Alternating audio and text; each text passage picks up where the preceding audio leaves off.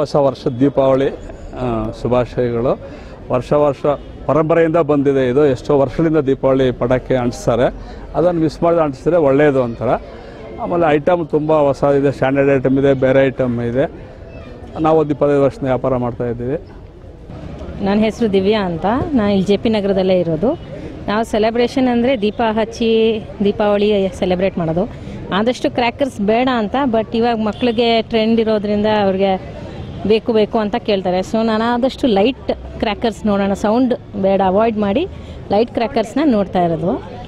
ನಾವು ರೆಗ್ಯುಲರಾಗಿ ಎಣ್ಣೆ ಸ್ನಾನ ಮಾಡಿಬಿಟ್ಟು ಮಕ್ಕಳಿಗೆಲ್ಲ ಹೊಸ ಬಟ್ಟೆ ತೊಗೊಂಡು ಹಬ್ಬ ಮಾಡ್ತೀವಿ. ಎಲ್ಲ ಸಿಹಿ ತಿಂಡಿ ಎಲ್ಲ ಮಾಡಿ ಪಕ್ಕದವ್ರ ಮನೆಯವರ ರಿಲೇಟಿವ್ಸ್ನೆಲ್ಲ ಕರೆದು ಎಲ್ಲ ಸೆಲೆಬ್ರೇಟ್ ಮಾಡ್ತೀವಿ. ಬೆಳಿಗ್ಗೆ ರಂಗೋಲಿ ಎಲ್ಲ ಹಾಕಿ ಹಬ್ಬದ ಊಟ ಮಾಡಿಕೊಂಡು ಎಲ್ಲ ಸೆಲೆಬ್ರೇಟ್ ಮಾಡ್ತೀವಿ. ಪಟಾಕಿ ಅಂದರೆ ತುಂಬ ಸ್ಪೆಷಲ್ ಆಗಿದೆ.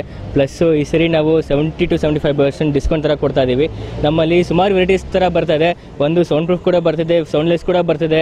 ಜಾಸ್ತಿ ಸ್ಮೋಕ್ ಇಲ್ದಿರೋದು, ಕಣ್ಣಿಗೆ ಎಫೆಕ್ಟ್ ಆಗದಿರೋದು, ಜಾಸ್ತಿ ಚಿಕ್ಕ ಮಕ್ಳಿಗೆ ಹಚ್ಚಾಗ ಅವ್ರೊಂದು ಕೇರ್ಫುಲ್ಲಾಗಿ ಇದು ಮಾಡ್ಕೊಳ್ಳೋದು ಕೂಡ ಬರ್ತಿದೆ.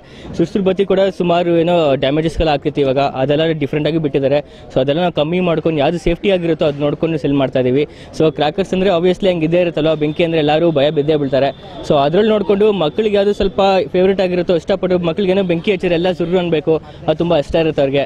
ಸೊ ಅದನ್ನ ನೋಡ್ಕೊಂಡು ನಾವು ಲೆಸನ್ ನೋಡ್ತಾ ಇದೀವಿ. ಸೌಂಡ್ಲೆಸ್ ಅಂದರೆ ತುಂಬ ಸಿಡಿಯೋದು, ಮುಖಕ್ಕೆ ಹಿಡಿಯೋದು, ಮೇಲ್ಮೇಲೆ ಫುಲ್ಲು ದೊಡ್ಡದಾಗಿ ಬ್ಲಾಸ್ಟ್ ಆಗೋದು ಅದೆಲ್ಲ ಇರುತ್ತಲ್ವಾ. ಸೊ ಅದೆಲ್ಲ ನೋಡಿಕೊಂಡು ಮಕ್ಕಳು ಒಂದು ಹಾನಿಕರ ಆಗದೇ ಇರೋದು, ಒಂದು ಅವ್ರಿಗೆ ಸೇಫ್ಟಿ ಇದರ ಮೆಷರ್ಮೆಂಟ್ ನೋಡಿಕೊಂಡು ಆ ಥರ ನಾವು ಸ್ಟಾರ್ಟ್ ಮಾಡಿದ್ದೀವಿ ಸರಿ.